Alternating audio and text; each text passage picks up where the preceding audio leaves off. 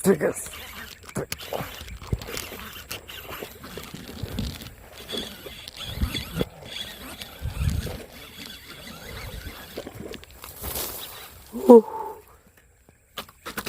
Alhamdulillah.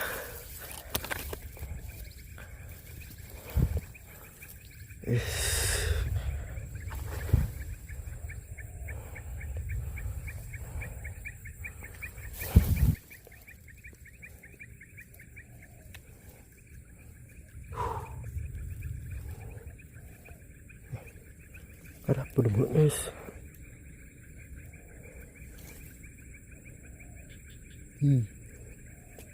Dia makan apa ini? Belut.